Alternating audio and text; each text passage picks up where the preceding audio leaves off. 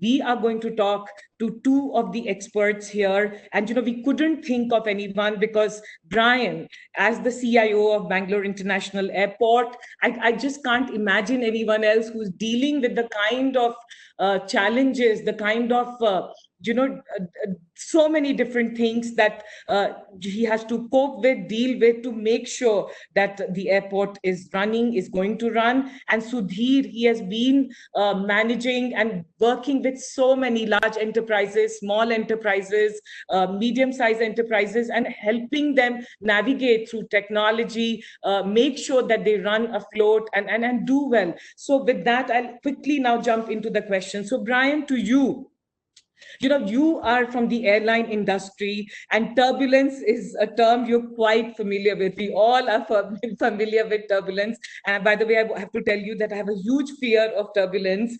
The cabin crew, when there is turbulence, has a standard set of procedures, safety instructions, and we all at some point have heard it. If you had a standard set of safety instructions for businesses to cope with turbulent times, what would it be, Brian? Please tell us. Okay, thank you for that. What's such a wonderful introduction. Let me just clarify, by the way. I look after Terminal 2, the whole build of Terminal 2. So the CIO role is actually split between myself and another guy called Aslam Mohammed, who looks after basically Terminal 1. So my role is to look after anything that is being built. Obviously, we've got a bunch of 7,000 workforce working on the new terminal, and obviously what we call landside as well. So that's basically the big responsibility that I have. But effectively, it's very similar to the standard CIO, but on a more direct scale, if you like. So going back to the issues that we have, if we had a set of instructions, number one is you have to know your weaknesses, because that's where you'll fall over. So if you concentrate on keeping the ship afloat, that's great, because that's your strengths. It's the weaknesses that sinks the boat. So from my point of view, you got to look back. In this turbulent times, 90% of failures, we all know this in IT, are human error. They're caused by finger trouble, they're caused by oversight, they're caused by a guy or a lady at some stage, or maybe 6 months, maybe 2 years ago, they did something that was in a rush. And that's the sort of things, when you need it most, will sink you, because obviously we've now increased our demand on all of our systems incredibly. Everybody's working from home. They're using connectivity that we used on a more minimal scale. They're using it to its absolute maximum. So concentrate on the weakness. Look for the blue sky. You've got to keep your head up. It's so easy to get buried and panic. You have to surround yourself with the right people in the right times of a crisis. And they're not always the ones that you think were there in the easy days. Sometimes it's the lad or the lady puts their hand up and says, I can do this, because they have the confidence and the competence to do it. So part of that is dissipate responsibility and make sure that you empower your troops to do it, because it's not a one-man band. There's some other stuff as well, but you've got to do your time and prioritize your times, and your people are your greatest asset. Look after your people. So that is my rules, if you like, of safety instructions. Everything else will pan from that. It's a team, and your job as a leader is to look after your team. Brian, thank you so much. Very valuable advice. So what I'm taking is, weaknesses sink. It's not the strength. So look at your weaknesses and don't do things in panic, because in moments of crisis, you rush to do things. And that's the time you have to think carefully. Empower your team, because it's not a one-man show or a one-woman show. It is about team, empowering them, taking them along. And, sometimes some of the people might surprise you, and they'll be right people, good people. Surround yourself with them and look at the blue sky. Constantly look at the blue sky, rather than looking down at the mess that you might be in. Thank you. Very, very valuable advice, Brian. Sudhir, to you. And what are the key insights, and what are some of the things that you have seen in the enterprise market in the last 2 months? Look, very similar to what Brian said. We've seen a mix of all this happening, but if I have to sum it up to two big things. I think first thing we have seen is speed and innovation versus perfection. Look, all of us here, Brian has spent more than 3 decades in the industry. I've done the same thing. Whatever we learned over the past, we kept on perfecting it, perfecting it, perfecting it. Suddenly, we realized one day that was half gone because nobody has ever seen a time like this. So at this time, it is speed and innovation. And that is something which is ruling. And I'll just give you one or two examples of this. Look, I have seen, we have about 11,000 people in the campus here in Cisco, and we had few hundred people who had to join as new joinees. Conventional wisdom said, should have said that postpone their joining, but we didn't postpone even one person to join. We had an issue where we could not ship them laptops because many of them, there was no transportation available in the first 3 or 4 weeks. So we requested them that, do you have your own laptops? And our IT worked overnight to make sure that remotely they could secure their laptops with technology and they could use it till the time we can ship it to them. Now, these are the type of things that we are seeing in speed and innovation. And as Brian said, now, nobody sitting in our HQ would have thought that this can be done here in India. It's a bunch of engineers who put their mind together and said, we have no other options, so we have to make it work, right? And we could make it work. Right? That's one big thing that I've seen. So people, organizations, and I deal with a couple of thousand customers. Organizations who have really worked on speed and innovation are really making a big difference. Let me take one example of a typical textile manufacturing export house that we have in North India. They export towels and the finest bed sheets, but there is no market for that globally. So overnight, they have converted their plant to a PP manufacturing plant, which they have never imagined in their life before, right? And they're using it what they have, and that is what is called speed and innovation. The second thing that we have seen hugely happening is communication. I've seen personally with my customers, CEOs who are speaking to their employees through video and other communication thrice, 4 times every week. We see governments communicating that, right? We see examples of all of that. So suddenly the communication has become 7x time because in these times when we give finite, definitive information and the right people, the right leaders stand up and communicate, it sort of soothes the nerve. It just because there's so much of uncertainty. And that's sort of, we've seen huge example of that. And I'll just give you one example of that. Typically we have, WebEx where CEOs or leaders can communicate with 3,000, 5,000 and upwards of that employees.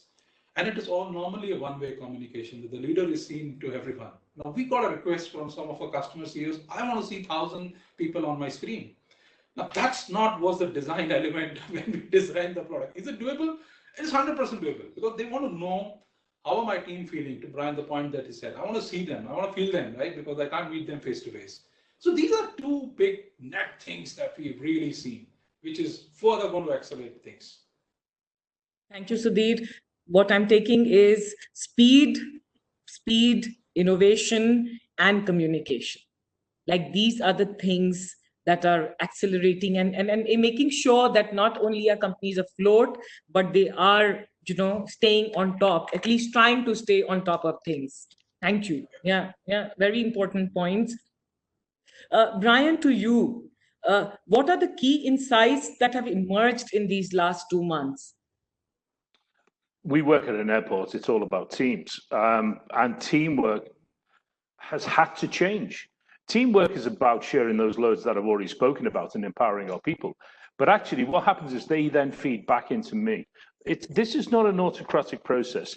Viruses are not autocratic other than what they do to people. They don't consider, I'm going to choose this rather than that. They just blitz the whole thing. And the same way we need to respond, we need to say the guy who I've empowered, it might be 4, 5, 6 grades below me, he's got a bright idea. I need that idea. I don't need it in 6 months' time. I need it today. So a lot of the things we've had to do is adapt and adopt very quickly. Adopt the best processes. If somebody can say, I think this is the way I should do it, we need to change, we have to adapt to it and adopt it very quickly. So we've seen those changes. Now, part of, the conversation we're having with yourself and obviously the people watching and listening to this is, it's also about asking yourself questions. We've seen this much change. So we've got to say, what what do we know from our experience? What do we need to do? How rapidly can we put this in place? But is it right? And even what was right literally on day one of the lockdown, for example, 30 days later, wasn't necessarily the right decision, or we've had to adapt and change it because it's an emerging crisis, if you like. So constantly ask questions about what you're doing. And the power of technology is that enables it. So without going too far into it, you have to use your tools available. They're your people, number one, but analytics is coming back. We have data out there that is immense, and quite frankly, we don't use it. So part of this is exercising the capabilities and say, guys, go propagate your intelligence and find this information and share it. So for me, the biggest things has been about the experience that we've had in the past and reapplying that on many different facets and doing it quickly. Otherwise, we wouldn't have had the positive outcomes we've got. Yeah. Brian, let me just sum up what you've said. Adapt and adopt best practices.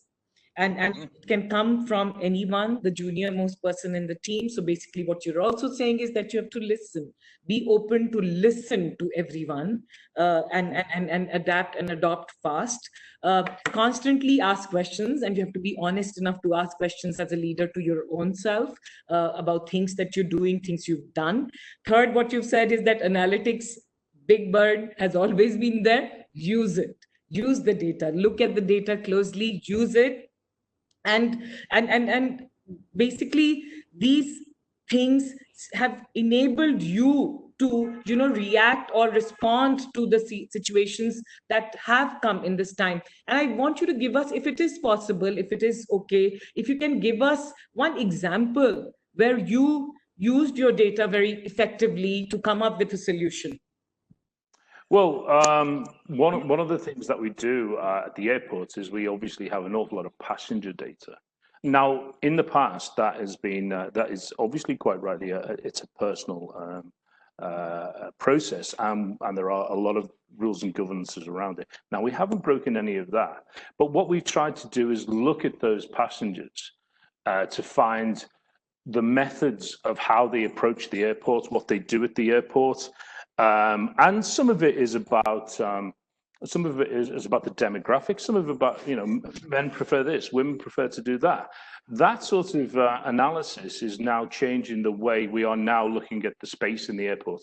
So, for example, we have to maintain segregation, but it's obvious that seating in an airport traditionally was a bench seat, six seats in a row, effectively on a bench. Well, if we're going to maintain separation, we've had to change all of that. So the data and the passenger experience in our analytics has given us at least insight, further insight. We've had to ask different questions because it's different rules. It's a different requirement now. So thermal screening, for example, is an absolute must now. So what happens is if you have a thermal screening, you automatically form a queue. Yeah. Well, you can't form a queue with passengers more than at least 2 meters apart. So an analytics is saying what time's a passenger arrive, what's the best way of managing them as they approach the airport, what's the message, the best experience we can give them through the process. And by the way, it was a physical example of how you interact with people. If you gave me your passport or your ID card, I take it off you, I check it. That's got to stop. Yeah. Because immediately I give it back to you. Either you've potentially given me a virus, or I've potentially handed a virus back to you. If I stick it on top of a desk, that desk was used 1 minute before by somebody completely different. So this is such a moving target for us. A lot of it comes.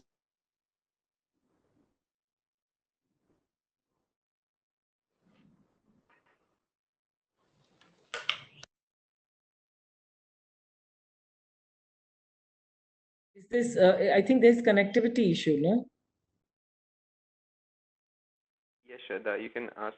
Yes, Shradha, I can hear you. Yeah, I think Brian is back, right? Sorry, guys. I don't know where you got to then, but No, sorry. yeah, Yeah. it was a passenger experience that we've had to change, and that to us was done by analysing and using common sense as well. Wow. I'm just imagining now that you're saying this, I can just imagine as soon as I get down at the airport, everything from the security guard who checks and allows me inside the airport, there will be so many changes now that you will have to grapple with, like at every touch point. It's going to be the same at train stations. It's going to be the same at potentially shopping malls, etc. We have to change our mindset because we've got to get through this together. And there's no it's only as good as the weakest individual or the weakest process. So we tighten our processes up, but we have to keep the integrity of what we're trying to do. But at the same time, you are my customer. I have to treat you in every respect in a positive, polite, and supportive way, but at the same time, follow this process that keeps everybody in a good condition. Wow, Brian, I can just imagine what is awaiting you when the airports open. I think it's going to open now, right? Soon. Yeah. Yeah, we're hoping shortly, very shortly. It won't be very long. Fingers crossed. Yeah.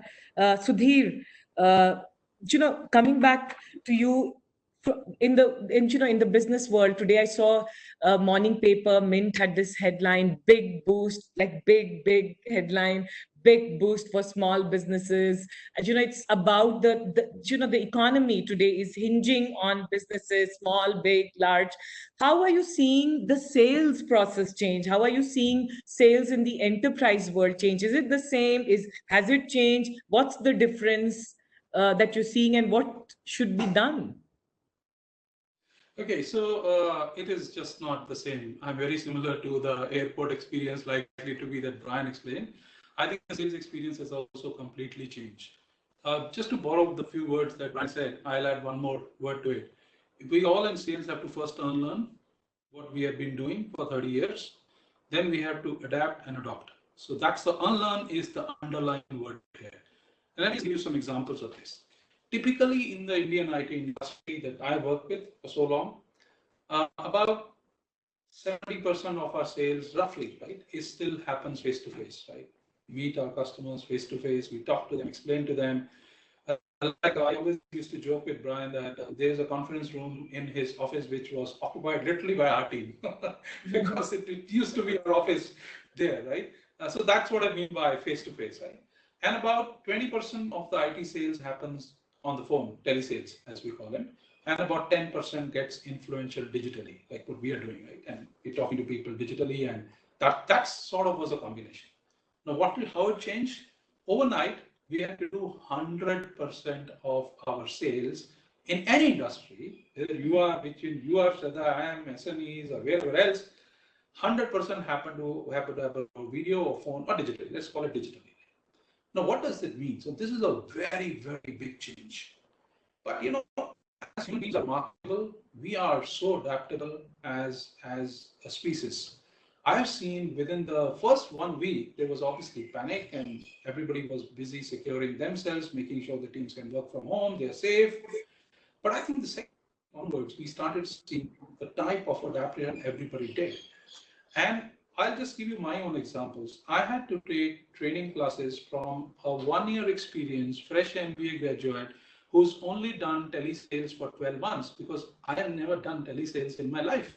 You put me in front of a customer, I've been decently good at. I've closed a couple of billion of business in my last 30 years, but I had to literally take tips onto how do I really understand what my customer is doing, saying in his or her body language. I need to read that, but how do I do it, without meeting the customer? So I think that's the sort of change that we are really seeing. And all of us are doing reskilling to ourselves. And if we do this reskilling, I think in the 5th or 6th week now, we're seeing that this has become a pretty normal thing. I've been on a customer negotiation call where there was somebody from Chicago, somebody from UK, and we were here in India. And we had almost the same level of contract negotiation as we would have done it face to face. So there is adaptation happening on both the sides. Obviously, this varies based on the digital adoption. The customers have done it there, and some of them are ready with this. Like their entire approval process Sudhir, is I'm everything losing. digital. They don't have to take paper from table to table. So that's the variance that you will see. But it's a matter of time where most of them have got used to it because they realize that. Are you not able to hear me? No, I wasn't able to hear the last part of what you were saying.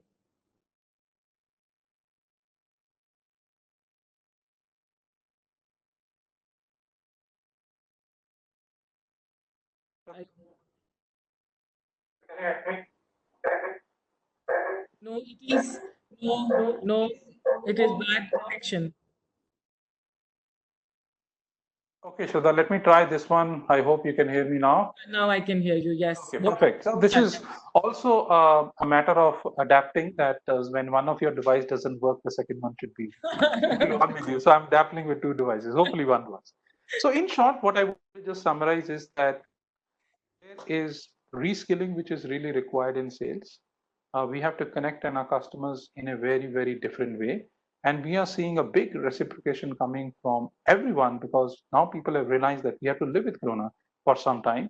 We have to move on and critical things have to move on. I think so. That's a unlearning first and a learning process that we are going through in sales.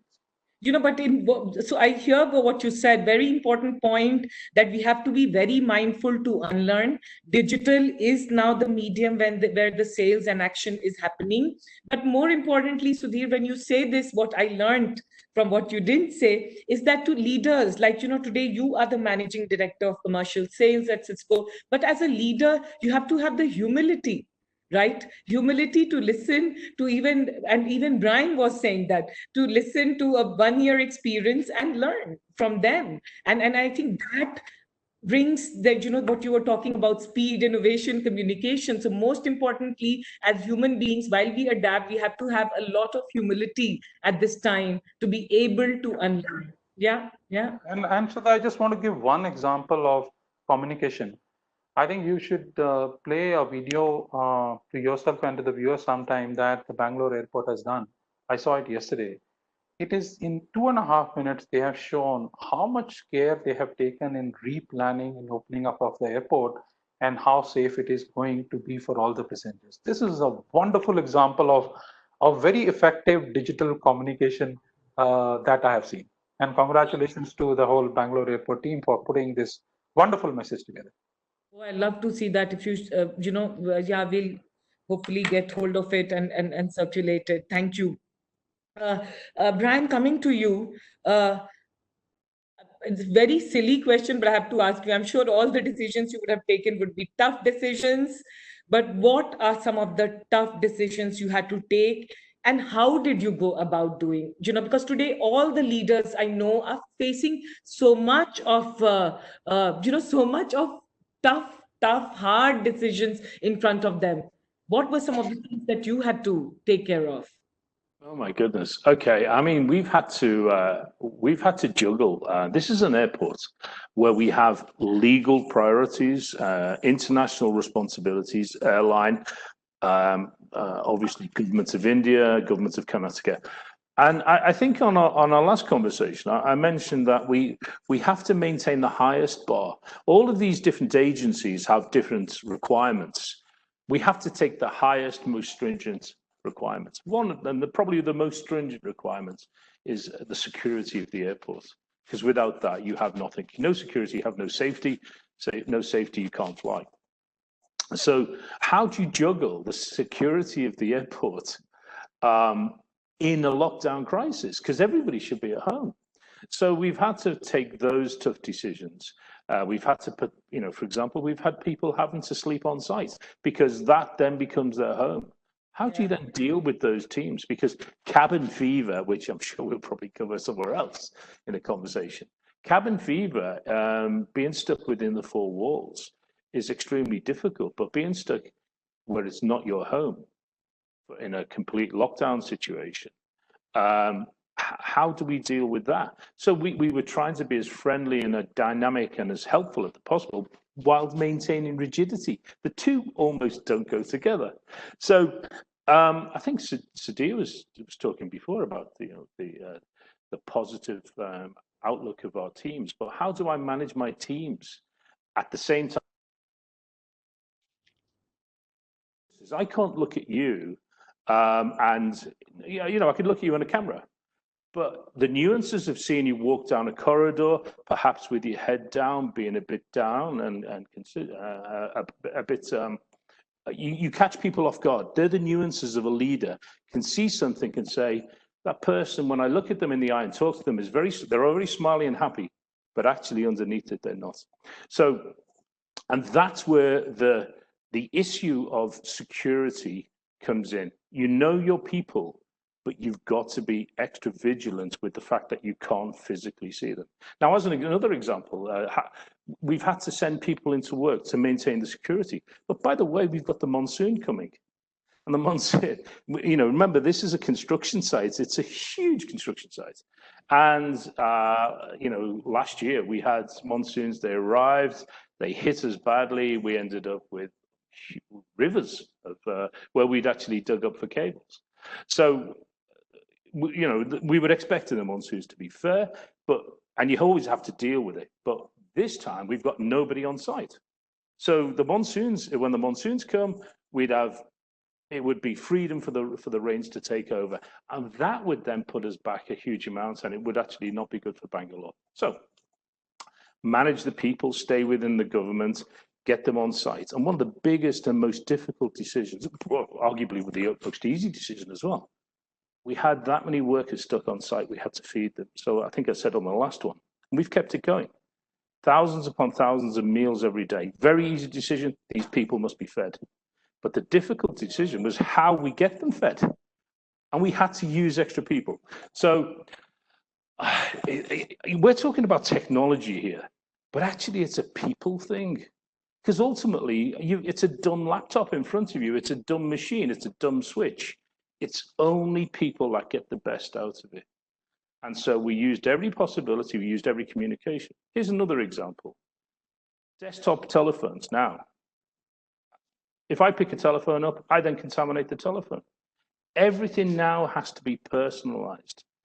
And the dynamics of looking after these people was said, hang on a minute, I'm going to need people on site, I'm going to need thousands of operators to feed these people, got to get communications to places that don't have normal phones.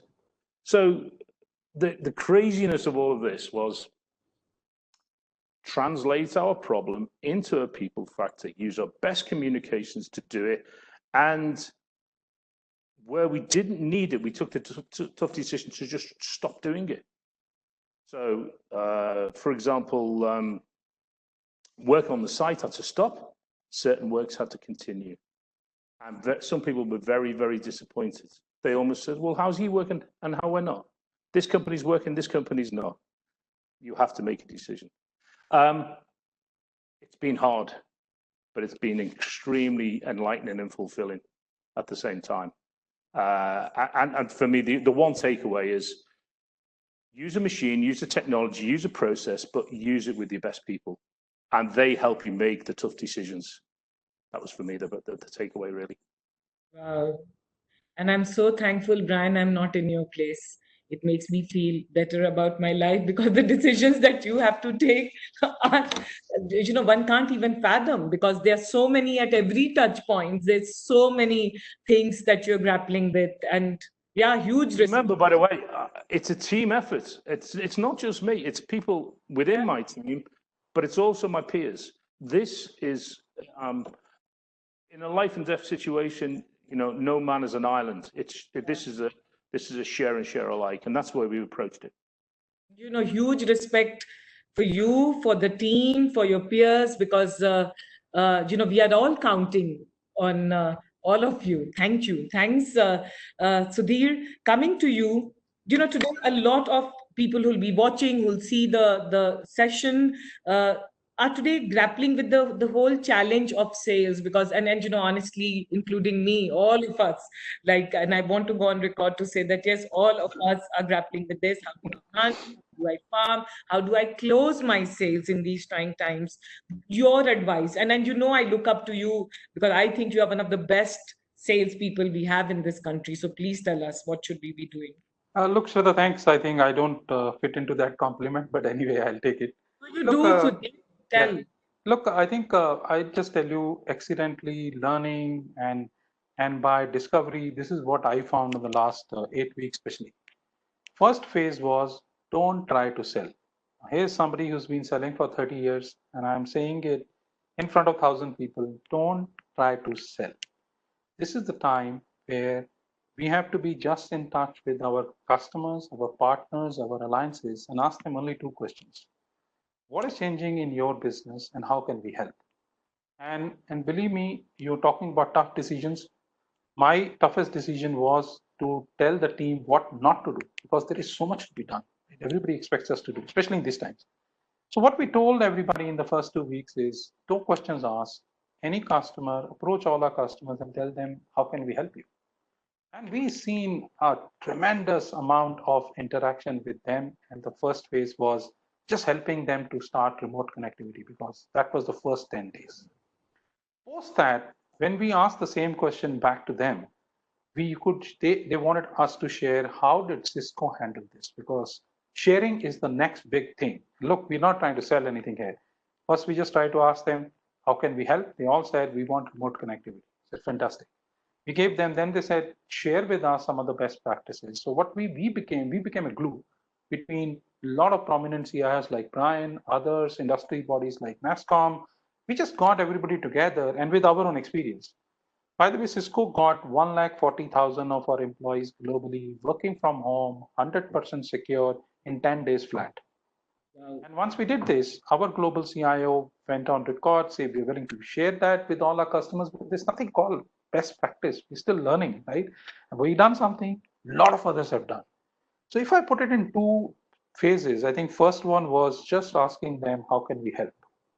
Second one was, how can we share and learn from them and form communities? Like what we are doing today. This is actually a community that you formed with thousands of our viewers, and probably we're just sharing some of the best examples, and then we are wanting to hear from them, because I'm sure 20 new ideas will come. So I think selling is completely changed, because customers are in the process of rediscovering themselves. They are in early stages, and hence we just keep in touch with them and act very, very, very fast. Like in the first 2 weeks, we could enable almost 2,000 of our customers enable working from home. And at that stage, we don't have to even look at, is this my problem or is this somebody else? Because sometimes we know somebody in the industry and we can help them. I think that's the approach that I will say has been working well for us.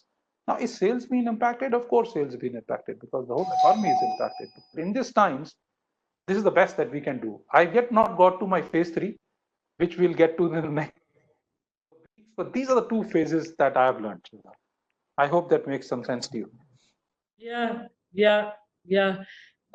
What is the overarching message that I'm getting from you is at this time, don't start selling, just be there with your customers. Listen, be there.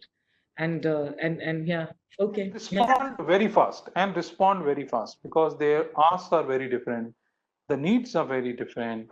Whatever is possible in our hands, let's just do it today and now, and let's not wait for tomorrow. And even if we need to push some of these requirements to our design teams, at least push them very fast, communicate with them, communicate back to them that this is what we can do about it. And that's really what we are doing, as a team in Cisco. Yeah, thank you. Thanks. Very valuable advice. Hard, but I think there will be magic somewhere when you're just listening and being there for your customers. Yeah. Brian, to you, are there any lessons, anything specific that you think the other industries, other sectors can learn from the airline industry at this, from what we are seeing? I think there's probably 4 areas that three that we excel in normally, which is continuity, resilience, and redundancy. You have to have a business continuity plan. Everybody has to do that. We're in that now. Normally, we have a primary plan, and then we have a DR plan, if you like. And then for the extremes, we have the business continuity. We are in business continuity. We skipped the DR. We went straight to business continuity. So we have a plan. We have a team who looked after that. Not everybody's got a team because it depends on the size of your business. Small businesses, especially startups, they have to consider it is a very small team that they have. So they have to expect, in times of crisis, what are we going to deal with? And I have a saying with my guys. I don't say I say what are you going to do? What's the plan? Where are we going to go from here? And then the next question I say is, where's your plan C? I don't ask about plan B. My guys know, and girls, they know. We are talking about plan C. That means that we can run the business in every respect through the plan A. When that falls over, you go through a plan B. That's automatic. And that's an airport. Everything is redundancy and resilience. We're in plan C. And actually, from our point of view, we actually ran the plan C beautifully. It went really well. And to be fair, much of the airport has kept going, albeit in a very stripped down fashion. Now, well, the other thing as well is another lesson you've got to learn is that we call them passengers, but they're actually customers. They're our customers. It's about repeat business. So in the same way that Sudhir was saying, you don't approach it in times of a crisis and try to sell. We're not trying to sell, but we've done our work in the past. So just on Monday this week, we won another award, Bangalore Airport, and won the best regional airport in India and Central Asia. We did that on Monday. And that's a passenger experience. Skytrax is what it's called. It's about the passenger return. It's their opinion. Now, obviously, we take that approach, get close to the passengers, understand their needs, make their journey effective and worthwhile, not just functional. It's not just about moving the passenger. It's about making it effective and worthwhile, and they enjoy the experience. So if I was to pass another ideas off to other businesses, I would say make sure that the basis of your business has all of the capability and capacity it needs and the redundancy, but at the same time, never ever forget that your customers are just like your brother and sister, your mom and pop. They are your family, and they will come back if you treat them in the right way. That's the way we approach it. It's one end of the spectrum to the other. One is the power and resilience of an industry, and the other one is your customer is just like your own family. Both ends of the spectrum. Brian, sorry, but I'm going to ask you, plan A, plan B, plan C. Plan C, just digging a little more. So have you always ensured that people have, your team has a plan C? Or was it? Absolutely. Or when you saw this happening, you said? No, it's not reaction. No chance. Best outcomes come from best planning. And you have to have, it's resilience and redundancy is the two. Now, the difference is, in simple terms, resilience is like a boxer. You've got to be able to take the hit, and it should be seamless. You've got to be able to take the punch. And then the redundancy comes from, if you then fall over, how do you get yourself back up? And the redundancy should be instantaneous. Now, what happens then is you then take it to the next step. So they go hand in hand. So everything we do, and the guys from Cisco and all our other partners know this, and I hope they know me very well. I am a techie, by the way. I'm not an ex-manager who came through some sort of process. I'm quite technical. So I challenge them on every respect, and they know that everything I have has to have a heartbeat between two systems. They have to have crossover. If that's not working, it's instantly this one. So there's your resilience and your redundancy. But your next problem is how you then get when that all goes wrong. Now, let's face it, we're an airport, so we can have some very serious things happen at an airport. So the next thing is, how do you then go to the next step? It used to be called, if you can't do it on paper, you can't do it technically. So in our case, all of our guys carried on working. They had the ability to have a plan C, which was, maintain the interface with all of our customers, maintain it with all of our suppliers, because most of ours is contract work as well. So obviously it's we're building, and they stayed to the end, right up to the wire when we closed down, and then took over literally the following day as though nothing had happened, and that was in Plan C. Now, from a standard technology point of view, we plan that from day one. That is in our life. It's in our blood. It's in there for two reasons. One, we're an airport, it's people's lives and safety. And the other one is we're using the very highest technology. So we got both hats on. And as long as we never forget that, and I'm sure Sudhir probably know as well, they know my Plan C. And by the way, from an airport point of view as well, we're talking about the cloud. Yeah, great. What happens if someone cuts the cable? We have to stand on our own 2 feet as well. So the redundancy, the power stays in the airport. The capability to stand up on its own 2 feet stays in the airport, but we will use the tools and all the connectivity that the power of the cloud gives us, as an example, you know? You know, Brian, I'm going to remember you as Plan C. That's a new lingo. At least you're bringing in a, you know, in the startup ecosystem, because we have Plan A, Plan B, and we're just running. But we will now. This is Plan C.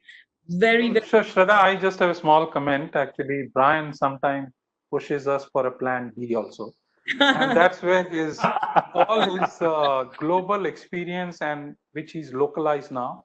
It's amazing, actually. It's a delightful working experience. Sudhir, why are you making this comment? You are no less. So your team is not speaking right now. So, yeah, but Plan C, a new terminology, a new thing that comes in our lexicon now. To both of you, the question, and this is a masterclass. This is a learning for all of us and everyone who will be watching this. Is, you know, what are some of the short-term strategies? What are some of the short-term fixes that businesses should do and think about? And what are some of the long-term thinking, long-term approaches that businesses should take? Brian, you want to go first? Well, no, either. Okay, I'll go first. No problem. Communication is essential. Cash is king. So the two C's: communication and cash. The airport at the moment, obviously, a huge amounts of our revenue is generated from passenger movements. So we've had to take a separate view on this. Obviously, we can trim down according to our requirements, as everybody does, but you have to keep the flat cash flow, and you have to make sure that your businesses can continue and ride this out. Stay in touch with our customers as well. So we have to keep constantly talking to the airlines and obviously the government agencies, because they're our customers as well. And that's what we've done. We reach out to them for help. In the same way I've said that empowering our team and get the ideas flowing, it's also a sideways movement with our partners, the government agencies and the airlines. Sharing of information was traditionally taboo for obvious reasons. Some of it was protecting your own business. If you're an airline, I understand that. Some of it is government agencies. You got the integrity of public information. Absolutely understand that. We've had to find the middle ground where we could accommodate and compromise, and that would be an advice short term for everybody at the moment. I think we're going to ride this out. There's no question. I don't want to be crass and say the good times will come, because it's been a hideous time. But we will return. We have to do small things well, get the best ideas, hybridize everything, and make sure that you use every tool in the book. So, for example, I say to my guys again, I want 70% utilization on everything. That 70% goes also into every single system. Use and reuse every system. Share that information. Now, going forward, you will find somewhere in there a piece of, I don't want to say a piece of gold, but there'll be a piece of very useful information. You think, that's good. Let's use that. Enlightenment, just simply by re-examining, call it navel gazing or whatever you want to call it, but you never assume, you must check. And that's my advice right now. Share the information, check with your peers, and check your own your own environment, because somewhere in there will be enlightenment, knowledge, and something that you can use just to get you over another hurdle. And so these are about getting over hurdles every day. Wow, wow, very, very powerful advice. Yeah, yeah, thank you. And also, we have the time, at least I'm just talking not from your business standpoint, from your industry, but at least for most of the leaders and businesses, you also have time to do that. What you're saying, to look inside, to look at your own systems, to look at your own processes, to look internally and figure that gold, as you say. Yeah, thank you. Thanks. So Shradha, I just wanted to add two more points to what Brian said. Obviously, cash and communication is given. Reimagine your entire business is the key word. And let me just give you a little bit example of this. Which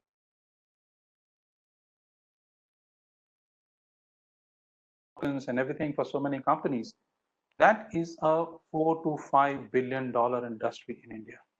It has come to a scratching halt because this is all the events, launches, promo that we do. That is to $5 billion industry in India. Now, we've been talking to some of the startups who want to enable that WebEx digitally. That means you want to do a launch, you can still engage with your prospective customers, you can do it virtually, you can do performances, you can do anything. It's just a question of reimagining, because we've been so fine-tuned to the fact that if we need to do a launch, we have to do it in a star hotel, we need to call XYZ. We've been calling for 10 odd years or maybe more.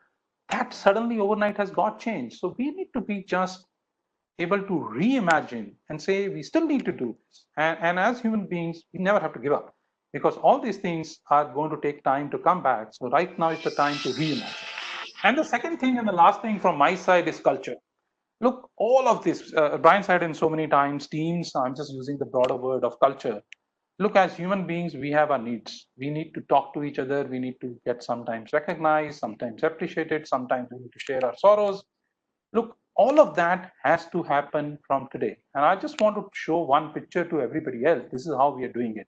And if you can bring up the picture, every Friday, we do something called Power of an Hour. This is our leadership team with addressing our entire employees. About 500 of them join this call. And we just set aside 1 hour just to do something different. We are playing digital games. We have competitions across the teams. We last time got a coach who spoke to us on mental health. We got somebody who told us how to make good presentations. This is a good time to learn together, celebrate together. So this is our culture. This is what we stand for. And using technology like WebEx, we can do this seamlessly. Maybe still 90% of what we will do face to face, but at least we don't have to forget this. So this is so integral to our culture. So these are the two things I wanted to add, Shradha. Wow. Yeah. So what I'm learning is cash, communication, reimagine, culture. Thank you. Yeah. Yeah. The word which everyone has been using, and it always comes after, unfortunately, after some crisis only, that from normal, we start using new normal. What, according to you, both of you, is the new normal now? And what are the challenges and opportunities? Look, I just will have one comment and then Brian to add it. This is the new normal, what we are doing today. I think the first 2 weeks was reaction. We were just reacting. We were securing ourselves. We were making sure that our processes run. And look, I think everybody in the industry has done a phenomenal job. Our banks are running. The government is running. I mean, airport has been running, carrying so many of these emergency flights and everything of those. Is not still gone to the passenger side, but soon they will get there. I think we need to be, this is the new normal. We already into the new normal for the last 4 weeks. And we need to live with this entire corona thing, and everybody's adjusted so well. I think IT and people, everybody has adjusted. People are working from home. They've figured out when to work, what to do. We figured out how to communicate with them. To my mind, this is the new normal. We're already in middle of it. And we should feel good about it, that as a country, we really done very well. Yeah, yeah, especially us as a country, because we are so talking, meeting, and all that kinds. Yeah, yeah, yeah, yeah. Brian?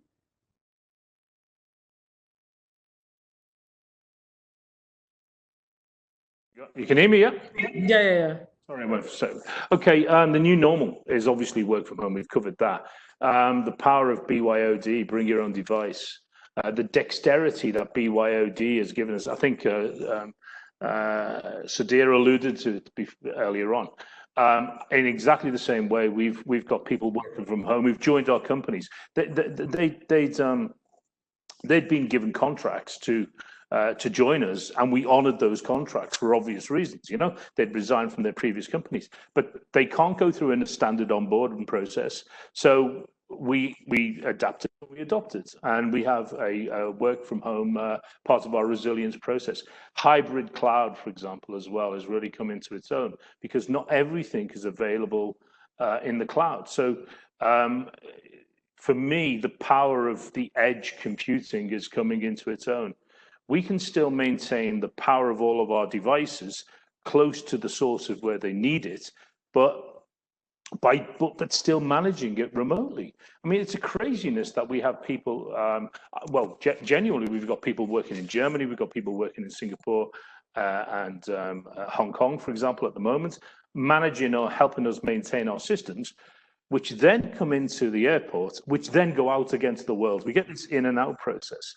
And obviously, that's nothing new. Everybody is used to doing that, but not on the scale that we're doing it. And the new norm is, what is your scaling capacity? What is your capability of extending?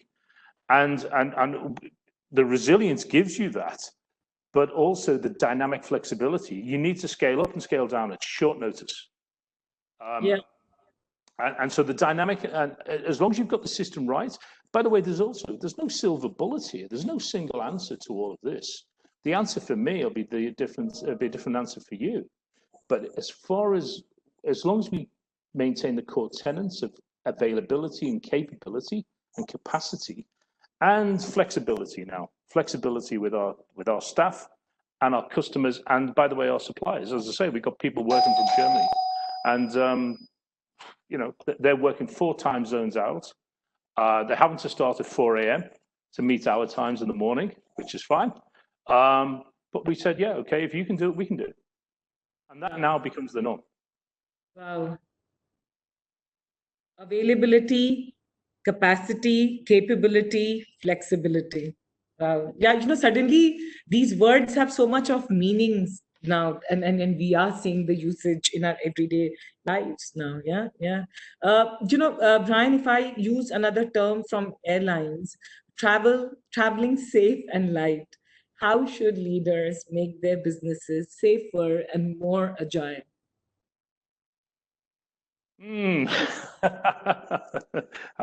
Traveling safe and light. Okay, you've got to be careful. Lean is one thing, mean is another. Okay, so you've got to be able to differentiate between the two. And in the past, people, you know, and this is consultancy world. I mean, God, I've been a consultant, so I can point the finger at me as well. You know, so. There is a fine difference between being lean and being mean. And those businesses that were mean at the beginning, without being completely lean, if you like, and went too far, are now suffering. So, from an airline point of view, we have all that capability and capacity, and we adhere to the golden rules of safety and security of our customers. But you cannot take it beyond a certain point, because the integrity of a business relies on its continuity capability. Now, for me, and I say this, and I don't say it with any figure of being proud, but the businesses that we are involved in probably can stand up. But I do know of other friends and colleagues around the world who are suffering because at some stage or other, they took that extra chance to save the extra dollar, to save that extra bitey bit, wherever it was, and now they're suffering. So all the stuff you've talked about before is where our business is with the airlines. Going forward, we're expecting less capacity of passengers in the short term, but they will return. In the meantime, we have to stream our business in such a way that we can manage those people. Because realistically, We're hoping to open the airports maybe in another week or so. It depends on a lot of things. It's not just India, it's international as well. But the first flights will be India-based only. And if we can hold our own with all those other things we've spoken about, all those capabilities, capacity, etc., we will maintain the integrity of what we do. And we'll be running lean, but we'll never be mean. Wow. Wow. Very profound, very deep, and very realistic also. Thank you. Thanks. Yeah. Lean versus mean. We need to differentiate, and we need to learn to differentiate. Yeah. Shradha, I just wanted to add one more comment to what Brian said, which is diverse to invest. This is the time where some parts of the businesses are doing well, but we suddenly seen that the digital part of the world has become so important to everyone. Costs were always important, and what I mean by diverse to invest is optimize on a cost somewhere and invest it back into the areas which are going to be a lot more promising. And one small advice to everyone, never do the mistake of not spending on business development. We are saving so much on travel costs, for example. These days, the ad space is actually gone pretty economical than what it used to be. TV viewership, social media viewership is up by 40%. It's a better time to actually promote and let your customers know what else have to you offer. So that's what I mean by diverse to invest. Save somewhere, invest into the right areas, and those areas have changed overnight. For example, for us as an organization, communication, WebEx, and security are the two areas which are doing very well. So most of our energy and focus is going into letting our customers know that this is what they should be doing when they have to do a secure collaborative communication. So that's really the one point, diverse to invest. Wow. Wow. Yeah. Yeah. No. No. Very. Very useful. Uh, you know, tech security, and I've been doing a lot of panel. I don't know if you have followed. There have been huge tech challenges. I don't know what the right word is, but massive level of hacking also happening at this time. What, and to both of you, what are the tech security checklist that one should take care of? And this is for all the business leaders. It depends on your business. First of all, just like charity begins at home, security begins at home. You have to secure your own playing field. Your laptop is the very first place you start, and your phone, and you take that right the way through the entire business. Everything you touch has to be secure. Now, as an airport, like every other airport around the world, we are attacked numerous times a month. I mean, many multi-millions of times. It's a continuum bombardment, and we have to be careful of those. The problem is, and there's an interesting story. It's apocryphal, but whether it's true or not, I don't know. But this is one of the old security stories from many years ago. One of the first viruses that came out was a virus called the Michelangelo virus. It was based on his birthday, basically. And effectively, what happened is, as a bank was taken out by a virus, they took all year to take it out. And they took it out, and the go live date for the virus was on Michelangelo's birthday, which I think is the 6th of March. The bank went dark for 24 hours, and so the story goes, effectively a load of money was stolen, and it was only stolen for 24 hours, and they put the exact amount of money back. So the closing balance of the 5th of March was exactly the same as the opening balance on the 7th of March. Nobody noticed for about 9 months afterwards till they come to do the audit, because the balance was exactly the same. What has actually happened is this huge amount of money was apparently stolen. They played the stock markets when the markets were on a high. They made an awful lot of money by playing the markets for 24 hours, and then they put the money back. Wow. So whether it's true or not is a point, but the point I'm trying to make is that what had happened is when the lights came back on the 7th of March, nobody noticed anything had happened. Now, we've all been away from the office for 2 months. So my advice to everybody out there, and as I said, we're an airport, so we've retained some security all the way through. But a lot of businesses effectively shut up shop and then went remote, if you like.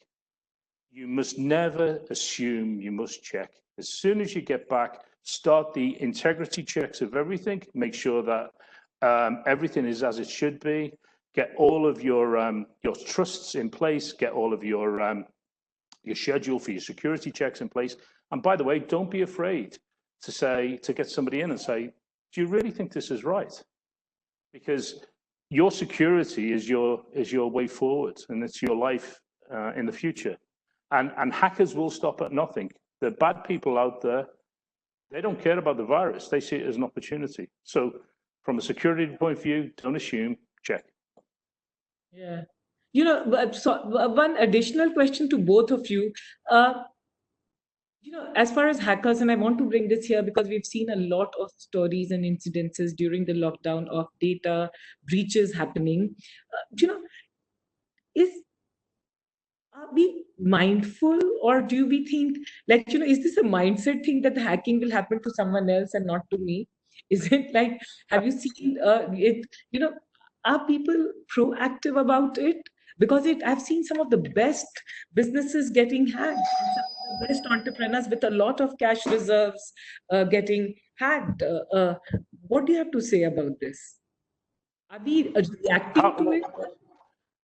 Sorry, Sudhir, do you want to go first, or do you want which way? Do you Okay, sure, Brian, I'll do that. So just going back, Shradha, to the previous question, and I'll answer this quickly. See, as Brian said, we have a complete architecture. We're one of the largest security firms globally, and the architecture has to be adopted by the customer needs. Let's just take example of you, Shradha. You need to use your mobile every day. So there's something called endpoint security, which we call LAMP, as what Brian was explaining. Then you need to browse. So there is something called web security. Then your biggest challenge for any organization comes from either your misplaced passwords or stolen passwords, which all happens internally. So there's something called dual authentication, which essentially means every time you log into a device, you will be authenticated, and we will not trust that you are Shradha or I am Sudhir till the time you're authenticated, right? Then, so like that, we build a whole architecture, and we are ourselves a whole example of it, where we've been able to offer 100% of our applications to 140,000 employees within 10 days time, because all this architecture was already in place. So that's really, it's a complete architecture story. And after that also, can there be a breach happen? Obviously can be, because there is somebody who's trying to innovate and hack in a very, very smart way every single day. So what we've done, we offer something called incident response, whereas if there is any breach that happens, a set of experts who see thousands of them in a month take over and work with the customer to make sure that they come out of it without losing any data or paying any ransom. So that's a complete 360-degree offering that we offer to our customers. And now to your question, I think it's a mix of both. Right? So I have customers who are very, very aware. They want to make sure that every of their customer data, employee data is protected, but still somebody gets smarter than them, and then we need to figure out quickly a way to do that. And some of them are in that mode where they believe that my house is safe and the thief will come somewhere else. So, and I just want to point out, and this question gets ours versus small or big enterprise. Yeah, hacker doesn't see whether you're a small company or a medium size or big. Their job is actually to cause disruption, right? And hence everybody needs to be secured based on what their usage pattern is. What to the point that Brian said in the beginning, where is your weak point likely to be? Secure that first, and maybe take a little time to build the other architecture and adopt it. So over to you, Brian. I think we've probably covered most of that. That's exactly the same as from my point of view. You have to assume that the worst. Certainly in bigger industries and enterprise industries, nobody is your friend out there. You have peers and you have colleagues in the security industry, but as far as security is concerned, nobody is your friend. You have to secure everything. And that's not being rude or deliberately negative to your own staff, because they could be completely innocently carrying, just like we use the word virus, and we're in a virus situation now. You don't know whether the person you meet in the street is carrying, God forbid, COVID. And it's exactly the same And that's why we call them viruses, because they approach the system virally. A hacker will come in and he'll deploy a Trojan or a virus or whatever else. That's a mechanism to get in and to do the destruct that Sudhir is talking about. And obviously, you have to continue about what they're after. Sometimes they only need information. A lot of the time they want money.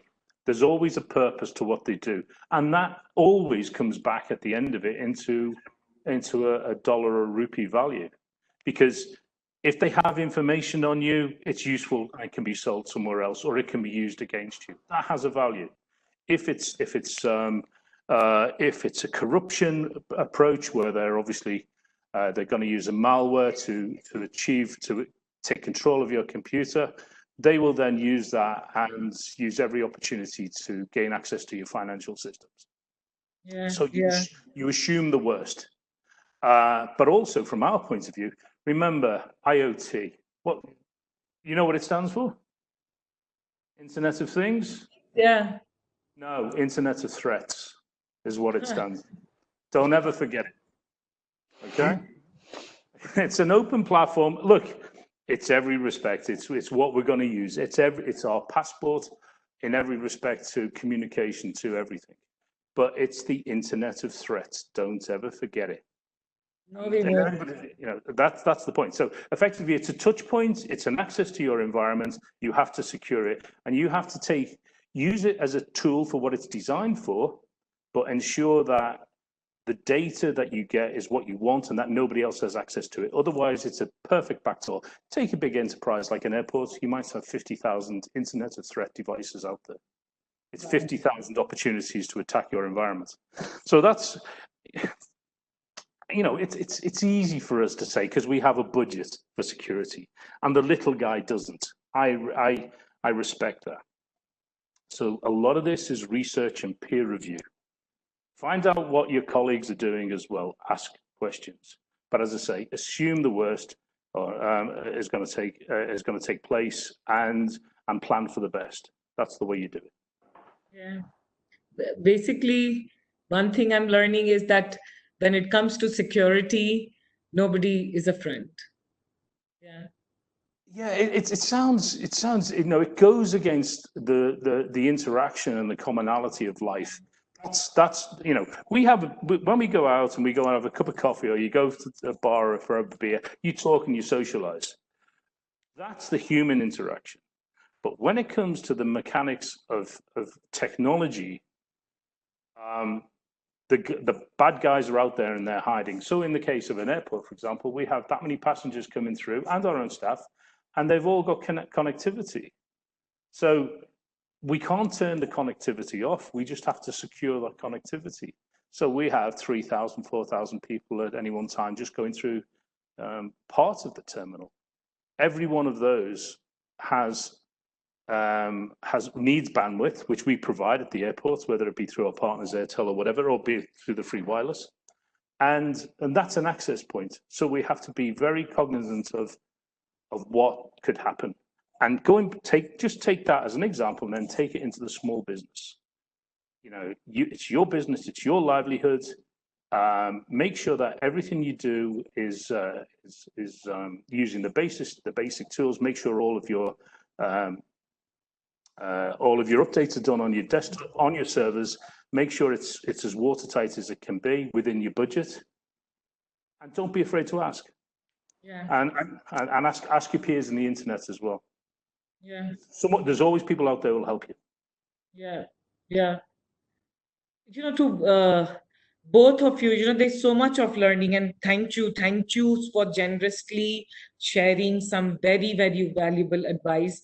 You know, I want to get inside your minds, to both of you. You are seasoned professionals, experienced in the trenches, if I could say. You know, we say, the word we've been hearing a lot in the last 2 months is Corona warriors. But somewhere I just think that people who are working hard to ensure that a lot of businesses, a lot of people, you know, it's not just the doctors and it's not just the healthcare professionals, but I see you guys as warriors who are standing and helping so many people and businesses and Brian, to you actually with so many people, Sudhir, you with so many enterprises and companies, I want to understand, go inside your brain, because it's, of course, chaos, uncertainty, crisis are, as we see, virus led, it could be technology led, it could be so many things led. But as a professional, as a leader, how do you, in your brain, in your minds, deal with crisis? How do you process it, and how do you respond to it?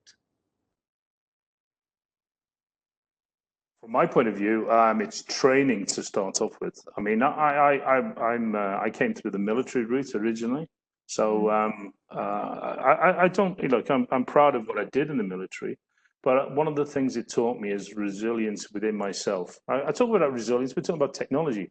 We're actually talking about the mindset. And every day we have a meeting with my team, 8:30 every morning, and I use that as an opportunity to give everyone a platform to speak, and me the opportunity to listen.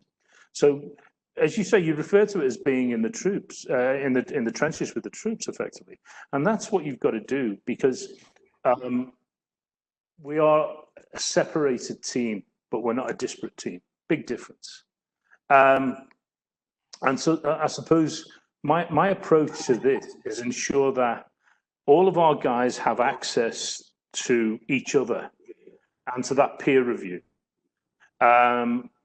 We maintain the lines of communication, but we do it in essentially as brief a process. So the 1 hour meeting, they used to call it in the military, the 8:30 meeting in the morning used to be called prayers, because it used to start off with prayers, but obviously when prayers went sort of out of it and we became more agnostic, if you like, and more broader based, but they kept the nickname because it meant that everybody came with a degree of not the solemn approach that you'd get when you go to a religious approach, but what you actually get is you're in listening mode, you're in observant mode, and so every day in the morning, 8:30. My team are on for an hour, and we talk. There's no agenda. And it goes around the house, because there's no better way of a boss running a business than listen to his people he's working with. Direction is one thing, listening another. Honestly, it's the difference between, as they say, I can hear you or I can listen to you. Listening is what we do. And our job is to spot talent, by the way, because my responsibility is to look after.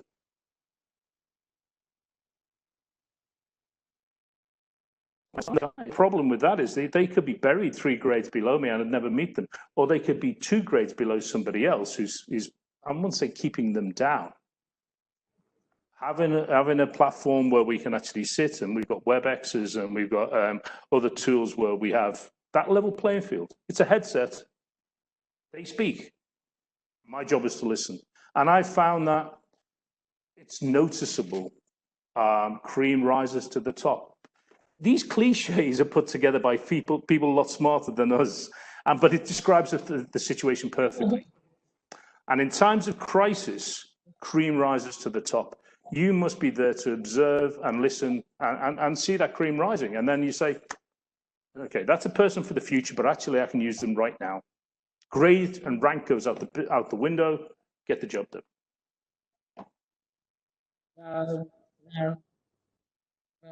Sudhir, I'm so impressed. So just 2-3 other things in addition to what Brian said. I think first and foremost, he said it in different ways when I was saying he said, be selfish and take care of yourself.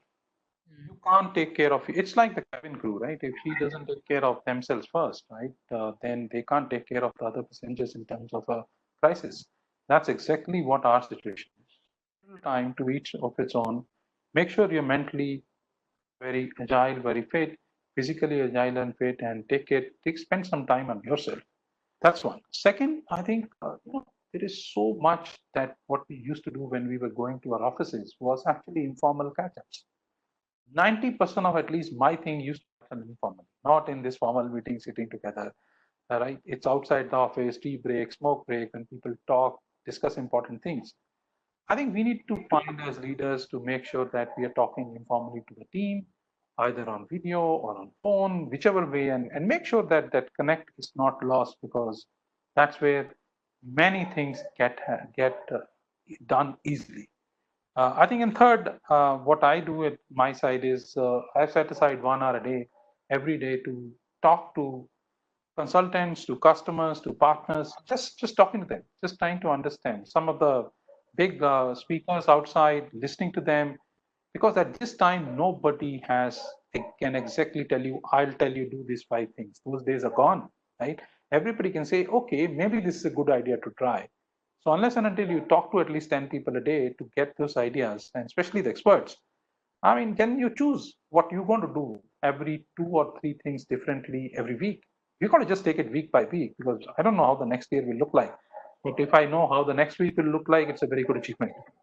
And if I can guide my team for that. So that's basically, to sum it up, 3 things. Wow. I am just saying that this is so useful, and such real, and at the same time very deep advice. So thank you to both of you, because by generously sharing, because we are going to be circulating this, and we are going to be sharing this very extensively.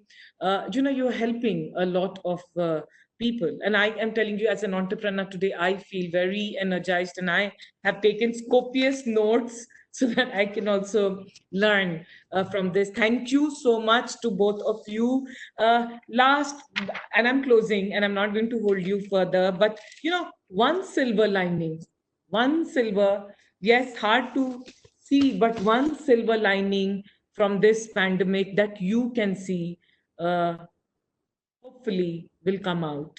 What would that be for businesses? Look, I will put it simply as we as human beings are so resilient. We have gone through many such crises in the past. And when we learn from each other, share with each other, I think that's the one thing. I've never seen this level of sharing and learning, and we've been sometimes forced to.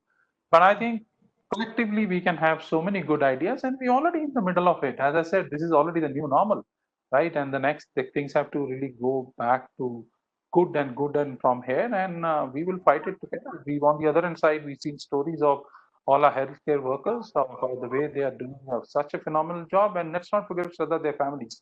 Their Yeah. families are, to my mind, contributing equally, because they are doing the sacrifice of not seeing them for a couple of weeks. They can't even come back and meet their children, and they have to just meet them from far away. I think that's the side of, so 2 things for me: resilience and sacrifice. I think these things, there's nothing better as a what we could learn from this crisis, and this will stay with us for a long time. And when we'll come out of it, much more stronger, much more social and good to each other, much more unlearning and learning, and it's a new phase in all our careers and lives. And I hope this is the last time we go through that. Wow. Thank you. Yeah. For me, it's yeah. Silver lining is back to basics. Wake up, family. Um, this is I said earlier, it's a human factor. Applying technology, we're just applying the tools that arguably a caveman thousands of years would have done. It's a tool, but ultimately it's about the people. Now, you talked about entrepreneurs. I think there might be an entrepreneurial silver lining here, because one of the benefits of what we've done, or what we've seen with COVID, is the resilience in a big, powerful system. The dynamics of being provided quick and easy and on time by the much smaller approach. So the elephantine approach to everything has actually is pretty much gone. These are short, sharp disciplines and responses that only people thinking on their feet can do. Now, if that's not an opportunity for an entrepreneur, I don't know what is. So I'll give you very quickly. We weren't screening for thermal passengers because it's one of the obvious symptoms of COVID. We're now going to do that. How do we stop? And I say this in a positive way, not a negative way, but I use the word stop, which is a negative. But how do we prevent a person coming into a touch point with an environment and then potentially spreading a virus? Now, that if you can answer that question, you're going to make an awful lot of money, as well as the option of whoever finds the vaccine as well. Because prevention being part of the cure, the dynamics of quick thinking, people who are in the entrepreneurial space, I would say to you, you've got to come and talk to us and talk to other businesses, because somewhere in there, it'll be you guys who have the answer. It won't be the elephantine businesses, because they just look at, you know, the big consultancies. They look at the problem and they look at it at a corporate level. But actually, this is down at the tools level. So I would say to the entrepreneurs who are watching, we need your help. Think the process through, come up with your ideas, come up with a POC, a proof of concept, and get in touch with all of the big businesses. It's not just me. It's businesses like, as I say, train stations, it's public buildings, it's hospitals. The whole thing is now an opportunity. And once you've got that information, you've got that data, you've got that capability, you can then multiply it. So it's a great opportunity for quick thinking entrepreneurs right now. Wow. Thank you so much. Like, I'm going to process all that you guys have said. Thank you. Very useful, very generous. And yeah, there's a lot of learning. Thank you. Thank you very much for the opportunity. Thank you, Brian and Shradha. Wonderful speaking to you. Thank you. Yeah, thank you. Thanks a lot. Yeah. Thank you, Shradha. Thank you, Sudhir. Thank you, everyone. Bye-bye. Bye.